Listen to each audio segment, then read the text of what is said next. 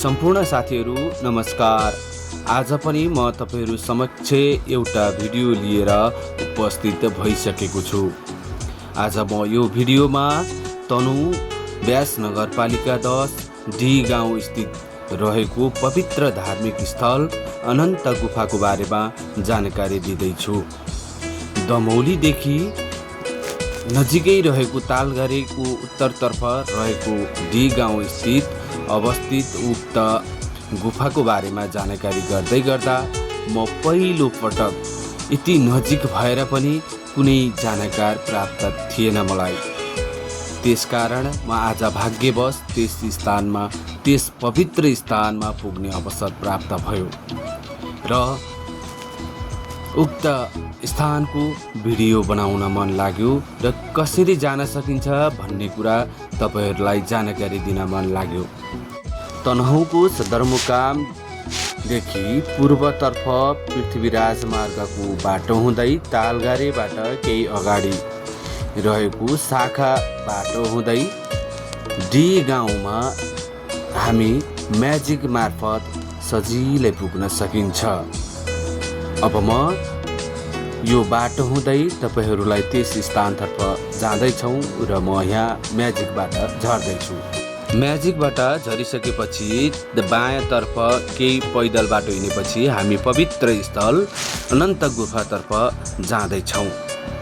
यति रमणीय रमाइलो ठाउँ रहेको यस स्थानमा 108 बरपिपलहरू पनि रोपिएको छ। हरेक सोमबार भक्तजनहरूले यहाँ पूजापाठ गर्ने गर्दछन् र म यो गुफातर्फ जाँदैछु। यहाँ 108 बरपिपलका बिरुवाहरू रहेका छन्।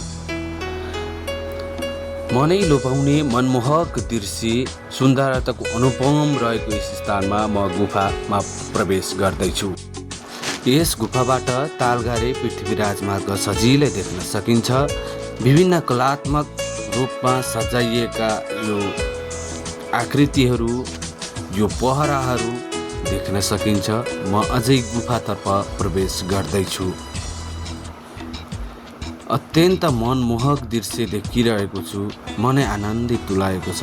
अब म गुफा नजिक पुग्दैछु। यो गुफाइनिर पुग्दा मलाई एक्लै जाँदा अत्यन्त डर पनि लाग्यो। यो हो अनन्त गुफा। यहाँ अहिले फलामको गेट लगाइएको छ।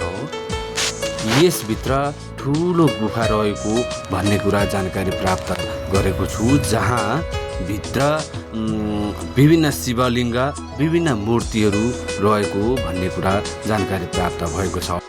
अब म यस गुफाबाट फर्किने क्रममा रहेको छु। पृथ्वीराज मार्ग तालघरेबाट उत्तरतर्फ रहेको यस गुफाबाट अत्यन्त मनोरम दृश्यहरू अवलोकन गर्न सकिने रहेछ। मलाई अत्यन्त खुसी लाग्यो। यहाँबाट प्रसिद्ध स्थल मानुङकोट पनि देख्न सकिन्छ। विभिन्न कलात्मक पहराहरू, अत्यन्तै मनमोहक लाग्ने दृश्य देख्न पाएँ। अब म यस गुफाबाट फर्किने क्रममा रहेको छु। फर्किँदै गर्दा पुनः 108 बरपिपलका बिरुवाहरू सजिलै अवलोकन गर्दै झर्दै गर्दा अगाडिपट्टि गणेश मन्दिर तल एकजना वृद्ध बुवा काम गर्दै रहनु भएको देखेँ। अब भिडियोमा उहाँसँग गरिएको कुराकानी